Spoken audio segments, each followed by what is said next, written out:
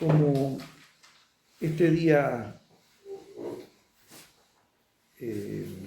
toca la memoria de Santa María Magdalena, vamos a centrar las meditaciones de este retiro en esta figura evangélica tan importante para la tradición de la Iglesia. Y en esta primera meditación voy a referirme a María Magdalena como aparece en los distintos relatos evangélicos, y en particular a esa alusión que hace el Evangelio a ella diciendo que el Señor arrojó 7 demonios de su persona. La primera vez que aparece mencionada María Magdalena en los Evangelios es en el capítulo 8 de San Lucas, los versículos 1 al 3. Dice así el Evangelio: Jesús iba por ciudades y aldeas, predicaba y evangelizaba el reino de Dios.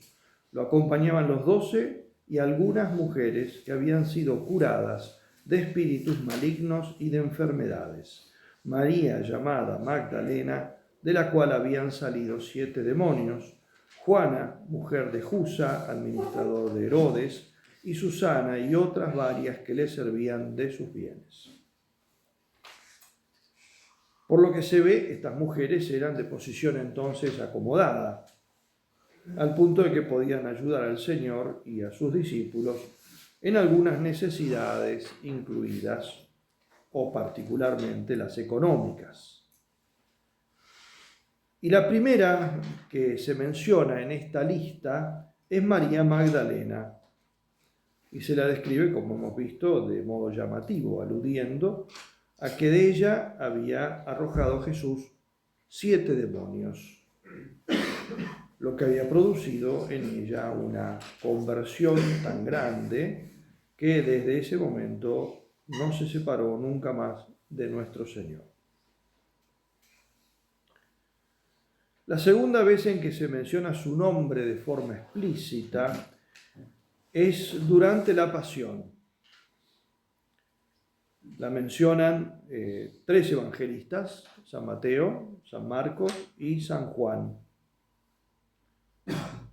San Mateo dice: había allí, mirándolo desde lejos, muchas mujeres que habían seguido a Jesús desde Galilea para servirle, entre ellas María Magdalena y María, la madre de Santiago y José, y la madre de los hijos del Zebedeo. Mateo capítulo 27, versículos 55 y 56. San Marcos dice: había también unas mujeres que de lejos le miraban, entre las cuales estaba María Magdalena y María, la madre de Santiago el menor y de José, y Salomé, las cuales, cuando él estaba en Galilea, le seguían y le servían, y otras muchas que habían subido con él a Jerusalén. Marcos 15, 40 y 41. San Juan es más escueto, es un solo versículo. Estaban junto a la cruz de Jesús su madre y la hermana de su madre, María de Cleofás y María Magdalena. Juan 19, 25. En los relatos, como vemos, de Mateo y Marcos, María Magdalena es nombrada en primer lugar, mostrando la importancia que tuvo esta gran mujer entre los primeros cristianos.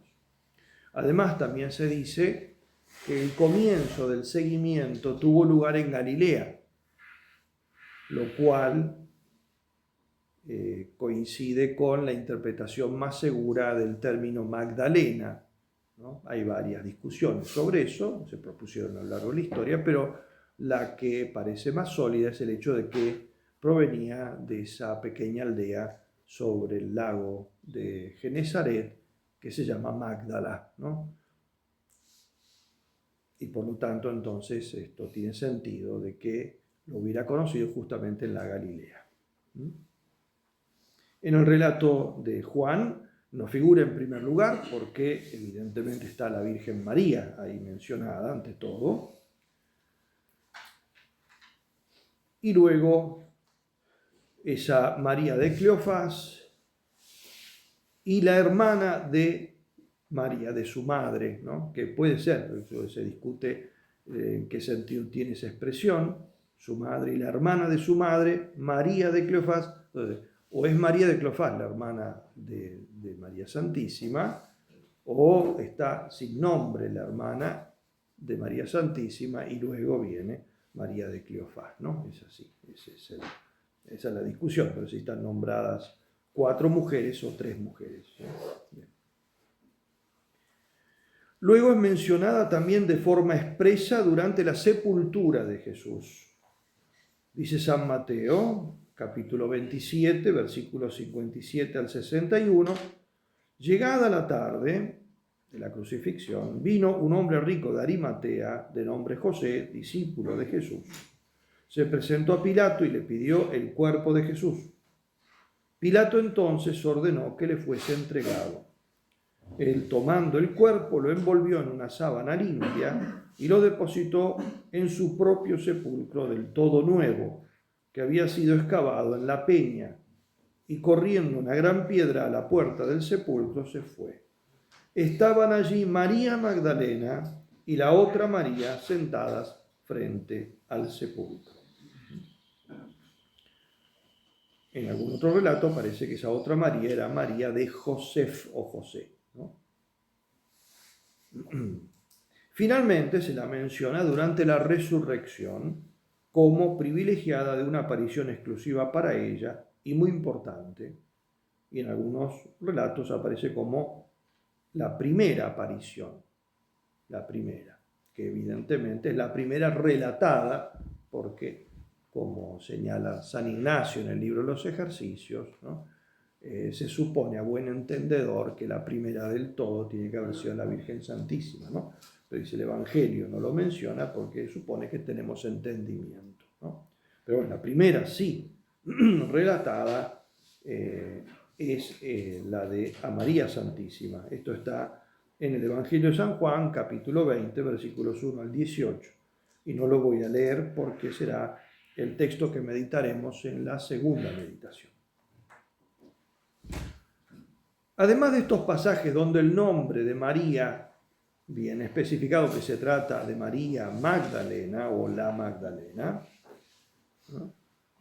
Y que por lo tanto entonces están referidos a ella de manera formal, la tradición eclesiástica ha relacionado con esta santa a otras 2 mujeres de los evangelios. La primera de ellas es la prostituta que entra en casa del fariseo que había invitado a Jesús a un banquete y llorando derrama sobre Jesús un frasco entero de alabastro que lo rompe y que contenía nardo puro.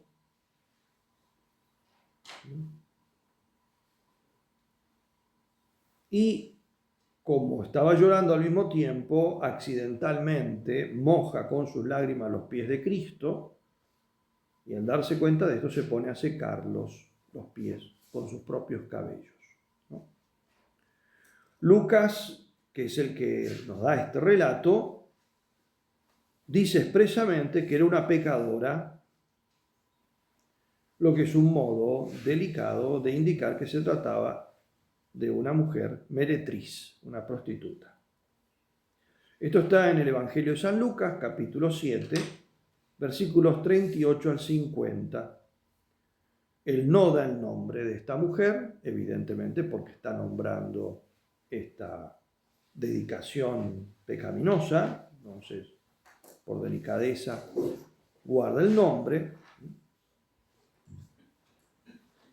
pero es muy significativo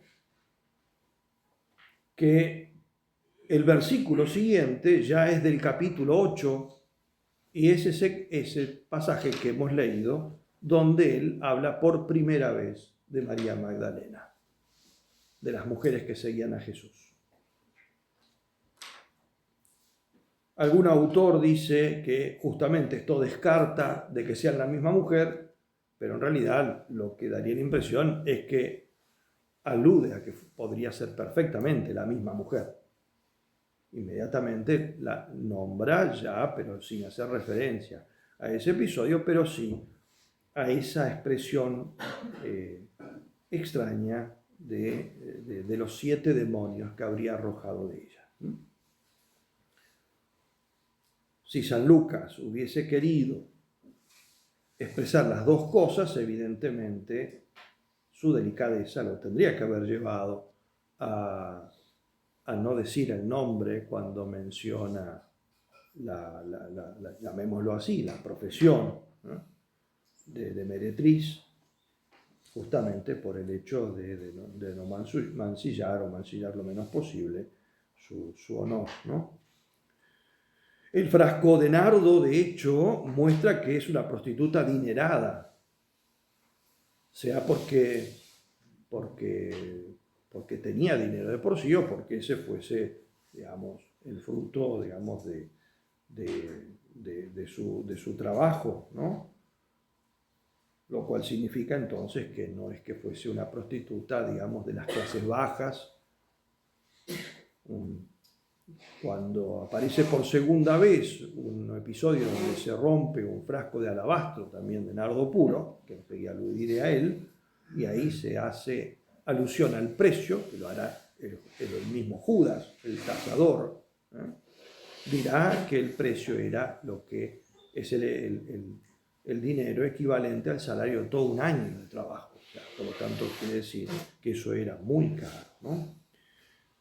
Y como después se dice que justamente las mujeres que seguían a Jesucristo eran mujeres de buena posición, en total de que podían ayudarlo económicamente, también eso muestra de que la tradición evidentemente se inclinó a esa identificación, no toda la tradición, porque ha habido discusiones, por ejemplo, no es la tradición oriental. En Oriente, las 3 mujeres que aparecen en los evangelios con gestos parecidos, María Magdalena, y estas 2 de las que estamos hablando ahora son para la tradición oriental, son 3 mujeres distintas, pero para la occidental, particularmente algunos santos, como San Gregorio Magno y San Agustín, es la misma mujer. Y la liturgia, sin querer dirimir esta discusión interesante exegéticamente, sin embargo, la presenta como la misma mujer.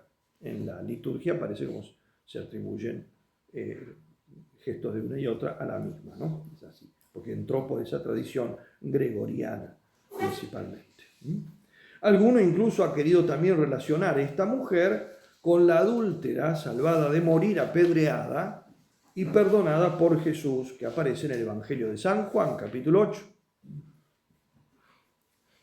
que por el estilo de ese relato, incluso algunos dicen que no parece un relato de San Juan, sino justamente de San Lucas, que por alguna razón fue colocado luego en el Evangelio de San Juan. Bueno, yo no entro en esa discusión, ¿no? Pero incluso eso haría más plausible también la identificación. Y hay toda una tradición que la identifica. Por lo tanto, ese sería el momento en que, para estos autores, Jesús, ¿no?, interviene en la vida de esta mujer, la salva, ahí la convierte. Por eso ella va después con agradecimiento a dedicarle a Cristo este perfume de alabastro y luego lo comienza a seguir. Como digo, igualmente los gestos de esta mujer, al menos la que entra en el banquete del fariseo, son tan similares a los de María Magdalena, sobre todo los que vemos en la pasión y la resurrección, que ahí sí está nombrada ella, ¿no? Son tan parecidos que la tradición, una parte importante de la tradición de la Iglesia, le ha colocado en su haber, en el haber de María Magdalena, los hechos de esta mujer, o incluso de estas 2 mujeres, la adúltera, ¿no? Lo de la adúltera es menor, esto es un episodio que solamente alguno también lo relaciona. Pero hay otra mujer que sí, que la tradición también ha interpretado como María Magdalena, y es María de Betania. María de Betania. Por lo tanto, tenemos a la Magdalena, ¿no? O se asimila a la Magdalena en la liturgia y en la tradición. La pecadora que entra en casa del fariseo, y María de Betania, a quien encontramos en el Evangelio de San Juan y en el de San Lucas. María de Betania es la hermana de Marta y Lázaro. También gente pudiente, hospedaban a Jesús y a sus apóstoles. A todos estos hermanos dice expresamente San Juan que Jesús los amaba muy estrechamente, aunque no cuenta en ningún momento cuándo los conoció, cómo entraron en su vida, en su discipulado. Y de María de Betania, San Lucas refiere que mientras Marta servía a Jesús y a sus discípulos, ella solía estar a sus pies oyéndolo. Lucas 10, versículos 38 al 42. Por eso es imagen del contemplativo, de la contemplativa, ¿no? Al punto tal, digamos, de que Marta le reprocha, hoy se lo reprocha a Jesucristo, le dice que le diga a ella, porque a ella no le va a hacer caso, evidentemente, que la ayude, y Jesucristo termina defendiendo la actitud de María, ¿no? Ella eligió la mejor parte y no le será quitada, ¿no? Y de esta María de Betania, San Juan dice expresamente, o describe su actuación durante la resurrección de Lázaro, y que evidentemente era la que más amaba a Jesucristo, porque de hecho Marta, después de ir a pedirle a Jesús, cuando Jesús llega a Betania, la resurrección de Lázaro, va, la busca a María y le dice que vaya a ella, sabiendo que ella, y es cuando María prácticamente no le dice nada, sino que se larga a llorar, y ante las lágrimas de María llora Jesucristo. De esta María, dice San Juan, en el versículo 2 del capítulo 11, que era la que había ungido al Señor con perfumes y le había enjugado los pies con sus cabellos.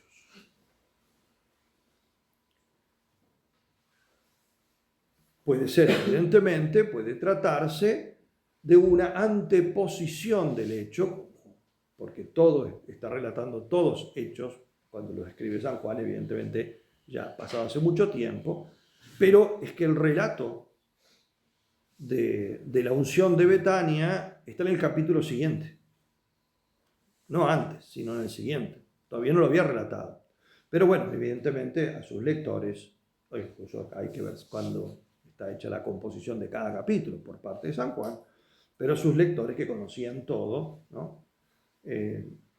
Puede ser perfectamente de que él la mencione con esa alusión que todavía no ha contado, ¿no? Pero también puede ser que se refiera, podría referirse a otra unción, que es la que había tenido lugar en casa del fariseo, ¿no? Si es que las dos unciones son distintas. Muchos autores hablan de dos unciones distintas.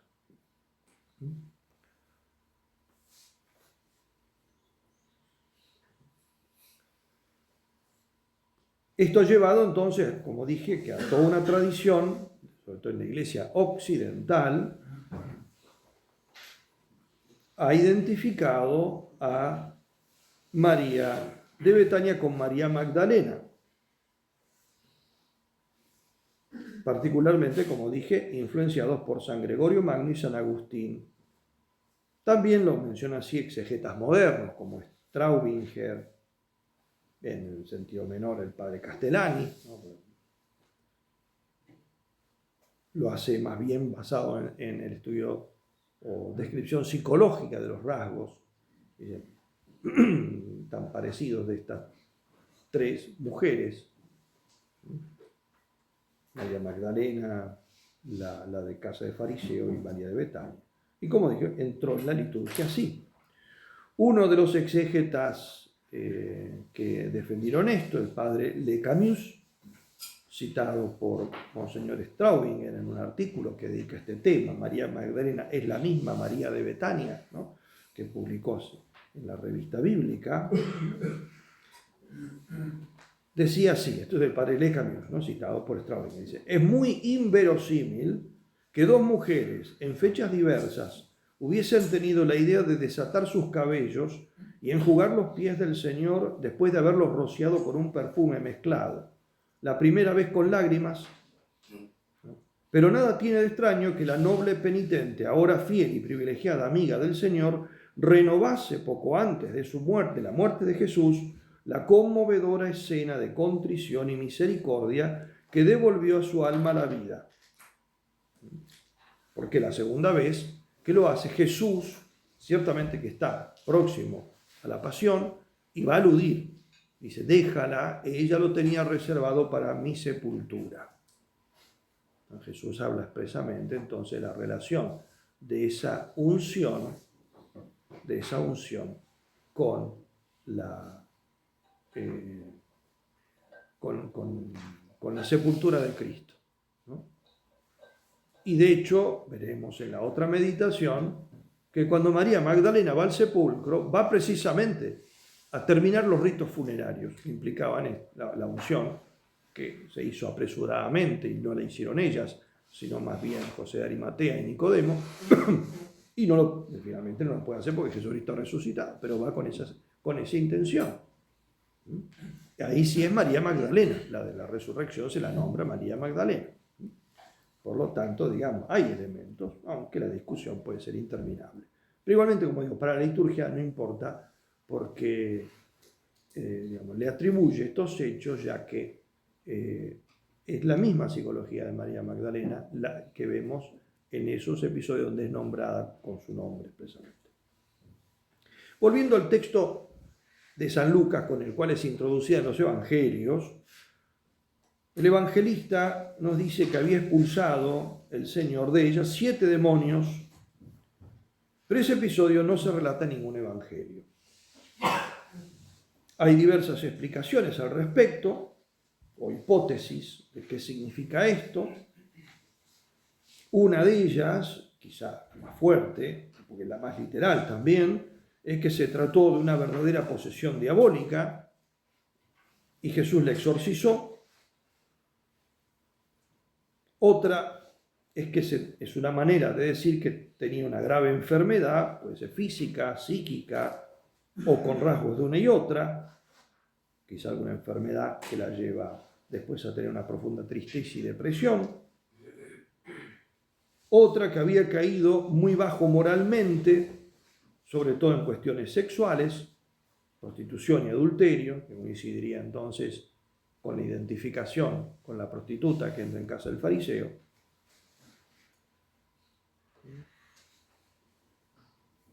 Y que tiene sentido, porque, como señala ese gran exégeta que fue Monseñor Filión, ¿no?, era una costumbre judía tratar los vicios como demonios encarnados en las almas. Entonces, arrojar 7 demonios también puede indicar arrojar vicios muy arraigados profundamente.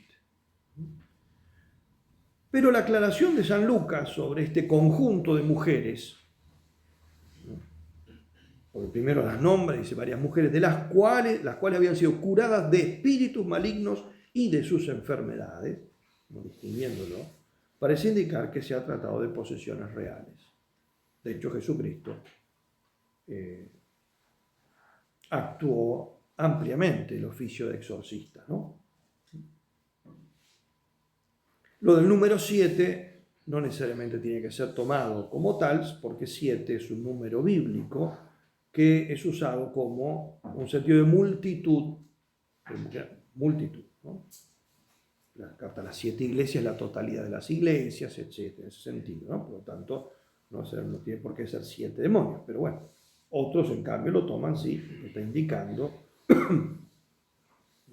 Uno de sus mejores biógrafos, el padre Bruc Berger, estima que eran verdaderos demonios que habitaban en ella y que le insuflaban sus respectivos genios o vicios.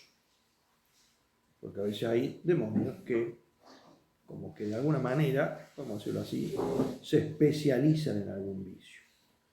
San Gregorio supone que la posesión fue consecuencia de sus graves vicios, o sea, las dos cosas.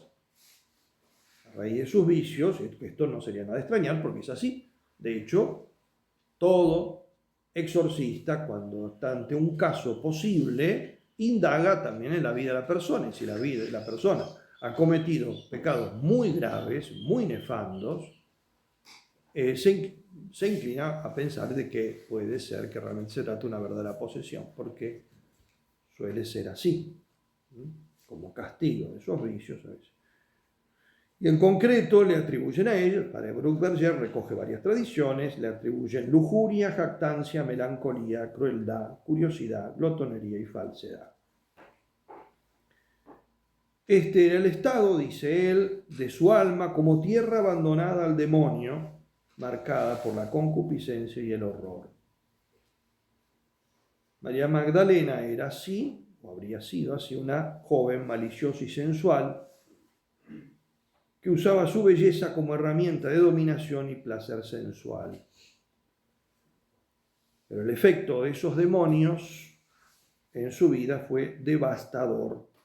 La llevaron a una existencia de horrible esclavitud. Y de aquí, probablemente, aunque no sé de dónde lo saca el padre Bruckberger, dice a una violenta desesperación con impulsos suicidas.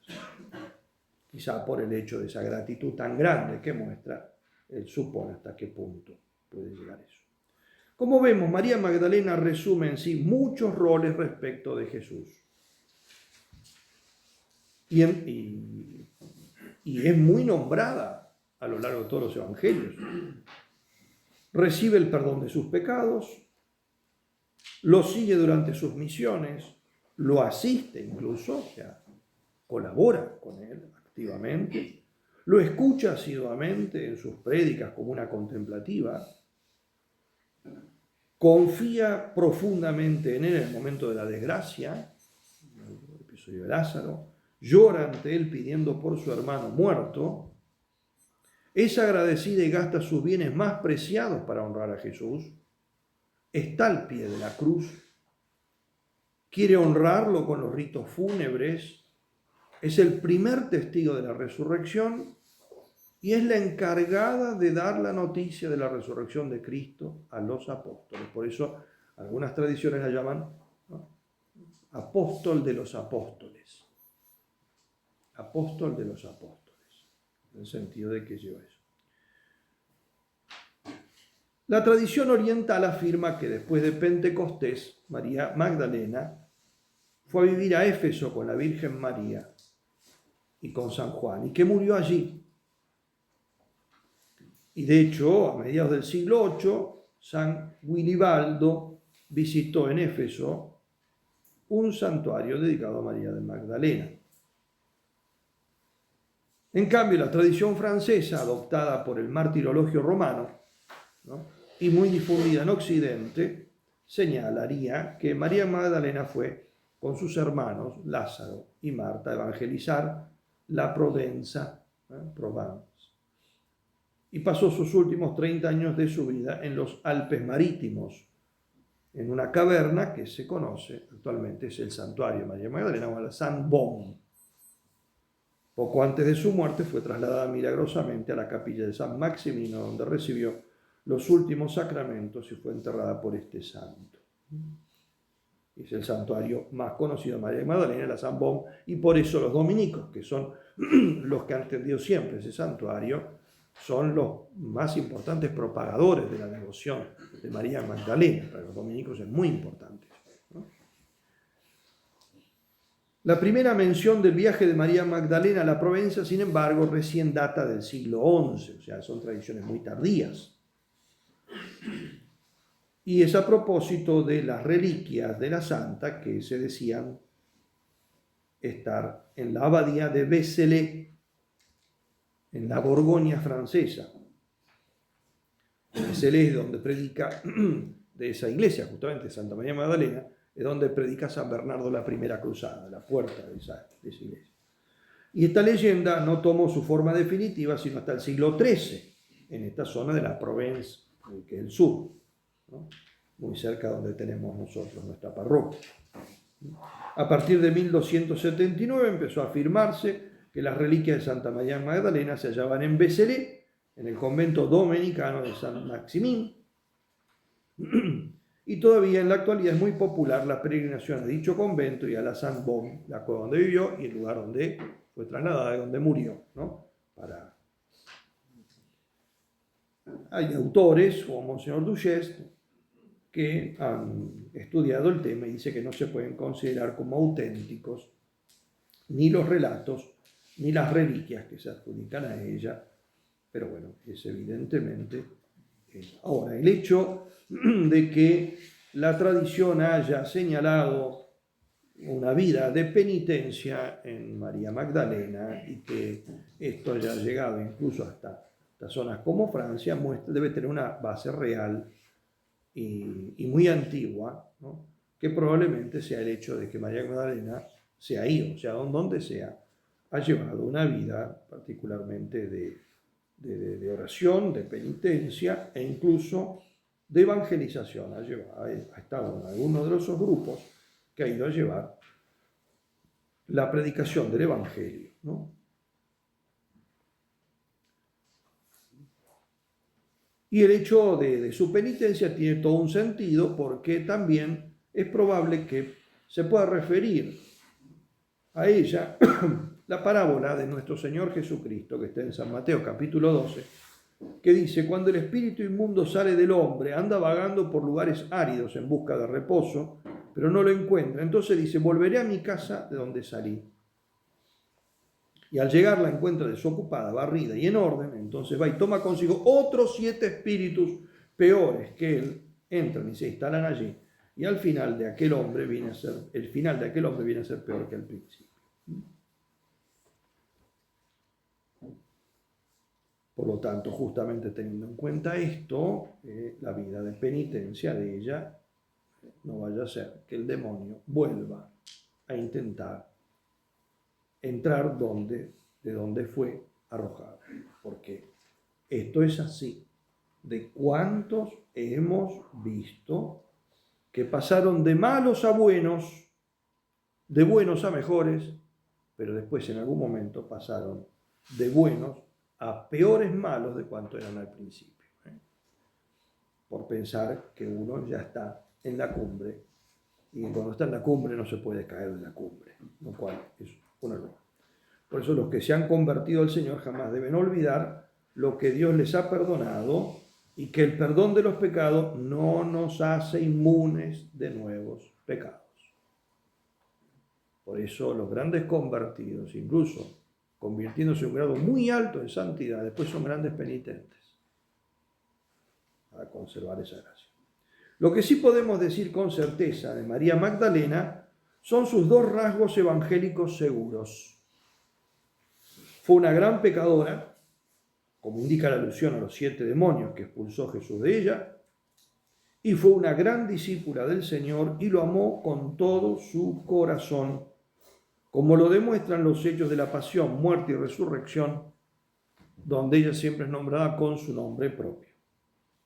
Sea cual haya sido el primer encuentro con Jesús, ciertamente ese encuentro haya sido la adúltera perdonada o otro, sea la pecadora que entra en casa del fariseo, ciertamente el primer encuentro con Jesús la cambió radicalmente, y de sus excesos en el pecado, que están indicados en esos 7 demonios, pasó a los excesos, si así puede decirse, en realidad es una forma metafórica, ¿no? Pasó a los excesos de su amor sobrenatural por Jesús. Ella comprendió, como muy pocas personas, la vanidad del mundo, y desde ese momento de su conversión perdió todo respeto humano, es decir, mala vergüenza, no tuvo nunca más mala vergüenza, o sea, la vergüenza de mostrar que Jesús está en el centro de su corazón. Por eso a ella no le importa que la consideren una loca, que la miren como una prostituta, como piensa el fariseo del banquete. Si éste supiera quién es esta mujer, no la tocaría, no dejaría que lo toque. No le importa que piensen de ella que es una que entra llorando desaforada en la casa, que es una despilfarradora, como la juzga el Judas. no le importa que la asocien con un condenado a muerte, cuando está al pie de la cruz, no le importa ensuciarse con su sangre, no le importa que la consideren impura por abrazar un cadáver. La liturgia de hoy tiene lecturas propias, lo veremos en la misa. El Evangelio es el de la resurrección que vamos a meditar en la siguiente plática, siguiente meditación. La primera lectura, en cambio, está tomada del Cantar de los Cantares y es el pasaje que dice así: así habla la esposa, en mi lecho durante la noche busqué al amado de mi alma, lo busqué y no lo encontré. Me levantaré y recorreré la ciudad, por las calles y las plazas buscaré al amado de mi alma. Lo busqué y no lo encontré. Me encontraron los centinelas que hacen la ronda por la ciudad. ¿Han visto al amado de mi alma?, les pregunté. Apenas los había pasado, encontré al amado de mi alma. De este modo, la liturgia quiere subrayar en María Magdalena la buscadora de Cristo, la que lo busca de noche, en la oscuridad, en las pruebas, en el dolor. Y lo llama el amado de mi alma, es decir, lo busca intensamente. Y el salmo que se lee es el Salmo 63 o 62, según las numeraciones. Ese salmo que dice: mi alma tiene sed de ti, Señor Dios mío, Señor, tú eres mi Dios. Yo te busco ardientemente, mi alma tiene sed de ti, por ti suspira mi carne, como tierra sedienta, reseca y sin agua. De vuelta, tenemos la misma idea de la búsqueda ardiente de Dios, una búsqueda dolorosa como la del sediento. En esto María Magdalena es un gran ejemplo para todos nosotros. Como decía en 1865, en un sermón predicado el día de su fiesta, uno de los dominicos que más ha escrito de María Magdalena, el padre Marie-Jean-Joseph Lataste, decía: Magdalena es una santa amada por todos. Los justos encuentran en ella una lección. Amó a Dios quizás más que otros santos sobre la tierra. Los pecadores con esta lección encuentran una esperanza. Ella había pecado mucho y todos sus pecados le fueron perdonados. Y aunque pecó mucho, obtuvo el cielo. Por eso es una santa tan, pero tan querida en la iglesia. Y Jesucristo profetizó sobre ella, ¿no? Cuando, refiriéndose a María de Betania, ¿no?, si es la misma María, ¿no?, dijo: donde se lea el Evangelio, se recordará su memoria. Esto que hizo por mí. Y de hecho, es así, ¿no? 2000 años después se cumple y se sigue cumpliendo lo que dijo Jesucristo. Gloria al Padre, al Hijo y al Espíritu Santo.